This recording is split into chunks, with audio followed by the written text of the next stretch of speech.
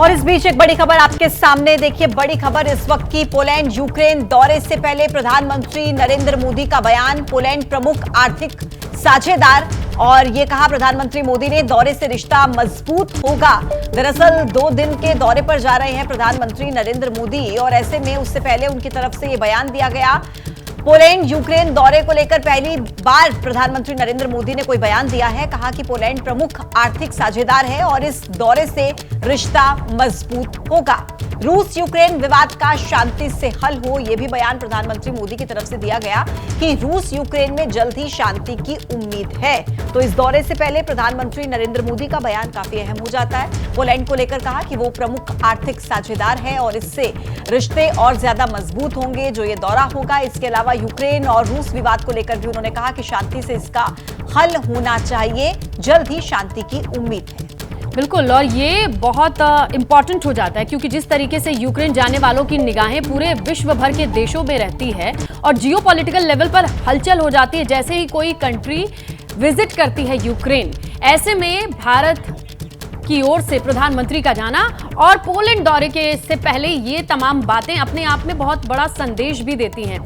हमारे सहयोगी नीरज इस वक्त फोन लाइन पर मौजूद हैं, उनसे समझने की कोशिश करते हैं। ये जो मैसेज दिया है नीरज पीएम ने, उसे लेकर के क्या इसे डिकोड किया जाए, क्योंकि बहुत लंबा वक्त होगा और बहुत लंबे वक्त के बाद इंडिया की ओर से कोई इन देशों का दौरा कर रहा है।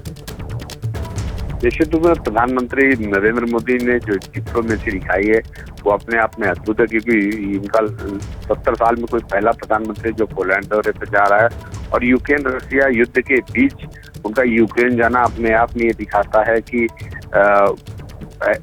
भारत अपनी जो डिप्लोमेसी है वो रूस और यूरोपियन यूनियन दोनों के साथ बराबर बनाए रखना चाहता है। और प्रधानमंत्री नरेंद्र मोदी पहले भी कह चुके हैं कि युद्ध किसी चीज का हल नहीं है, युद्ध से किसी को कुछ मिलने वाला नहीं, बल्कि युद्ध की जगह में आपस में संवाद करके चीजों को हल करना ही उचित होगा। और प्रधानमंत्री नरेंद्र मोदी का साफ मानना है कि यूक्रेन से भी वो इस विषय पे बात करेंगे कि कैसे रशिया के साथ इस युद्ध को समाप्त किया जाए।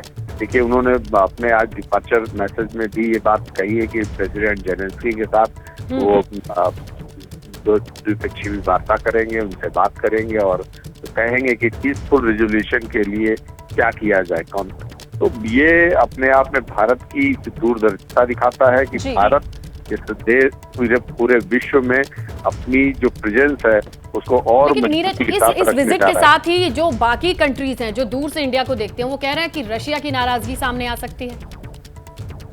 देखिए, प्रधानमंत्री नरेंद्र मोदी का थोड़े दिन पहले ही रशिया दौरा हुआ था। उन्होंने रशिया के राष्ट्रपति के साथ भी समय बिताया था, वहां पे भी बात की थी। और अब ठीक थोड़े दिन बाद 2 महीने बाद ही वो यूक्रेन जा रहे हैं, पोलैंड जा रहे हैं। तो अगर उधर वाले भी यही सोचे कि हम उनके साथ हैं, इधर वाले भी उनके साथ हैं, तो कुल मिलाकर के ये जियोपॉलिटिकल लेवल पर दोनों ही कंट्री के बीच में विजिट के साथ एक अलग इमेज पोर्ट्रे करने की एक पहल होगी जिसकी तस्वीरें लगातार 2 दिन तक आएंगी। नीरज, शुक्रिया आपका तमाम जानकारी के लिए।